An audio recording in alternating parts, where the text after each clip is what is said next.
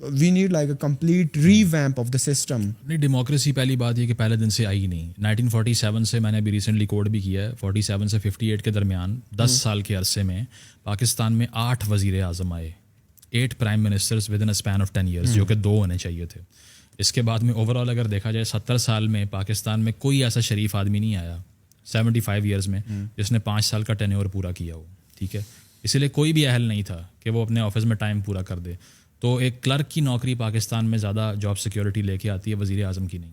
وزیر اعظم کی نوکری آن ایوریج 2.5 سے 3 سال چلتی ہے, پھر اس کو نکال دیتے ہیں. تو کنٹینویشن آف پالیسیز جہاں پر نہیں ہوتی ہیں اور عوام کا مینڈیٹ ہی لوٹ لیتے ہیں ان سے, تو وہاں ڈیموکریسی کیسے ہو سکتی ہے؟ انٹرنیشنل ڈیموکریسی انڈیکس میں بھی پاکستان کا نام ہائبرڈ اسٹیٹ کے نام سے لکھا جاتا ہے, ڈیموکریسی نہیں لکھتے. اس کی وجہ یہ ہے کہ پاور شیئرنگ ہے, اور فارن پالیسی ہو, ان لینڈ سیکیورٹی ہو, یا پھر فائنانس کے بڑے بڑے فیصلے ہوں, بزنس کمیونٹی ہو, سیاستدانوں کے ہاتھ میں ہی نہیں ہے. وہ کون ہوں گے وہ ڈیسائیڈ کرنے والے, نہیں کر سکتے. ان کو پرمیشن ہی نہیں ہے کہ اس پہ بڑے فیصلے کر سکیں. تو پہلی بات تو یہ کہ ڈیموکریسی ہے نہیں. دوسری چیز یہ ہے کہ پاکستان میں ڈیفالٹ اب نارمل نہیں ہے, پیسے آنا اب نارمل ہے. پاکستان پہلے دن سے ڈیفالٹ ہی تھا. ایون جناح صاحب واز دا فرسٹ مین جنہوں نے آتے ساتھ امریکہ سے $5 ارب کی ایڈ مانگی تھی, اور پہلی پاکستان میں شپمنٹ ویٹ کی 1949 میں آ چکی تھی.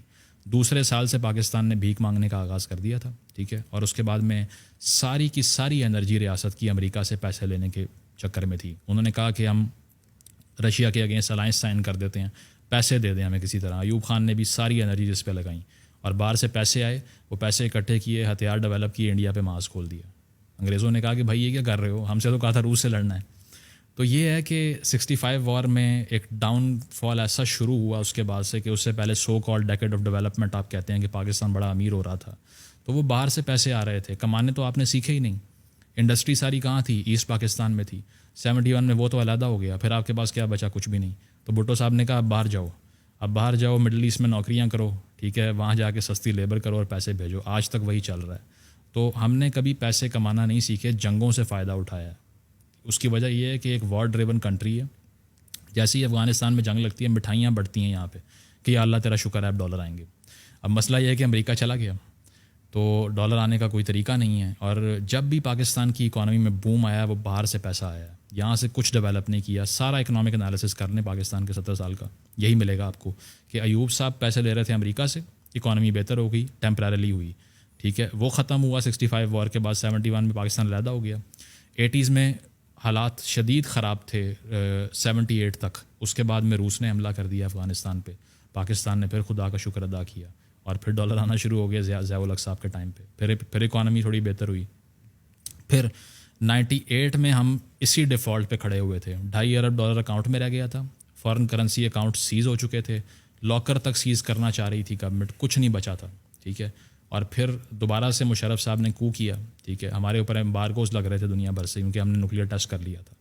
تو اللہ تعالیٰ بھلا کرے اسامہ بن لادن کا کہ اس نے ٹوئن ٹاور والا اٹیک کیا, وار آن ٹیرر شروع ہوئی. مشرف صاحب نے کہا یا اللہ تیرا پھر شکر, تیسری بار اب ڈالر آئے گا. وار آن ٹیرر شروع ہو گئی, پھر پیسے آنا شروع ہو گئے.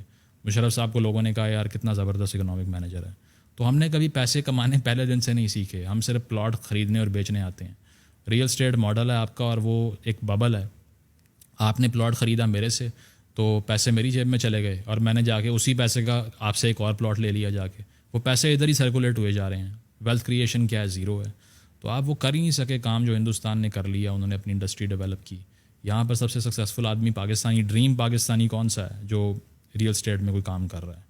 وہ کہتے ہیں نا the American dream, the Pakistani dream is to become Malik Riyadh.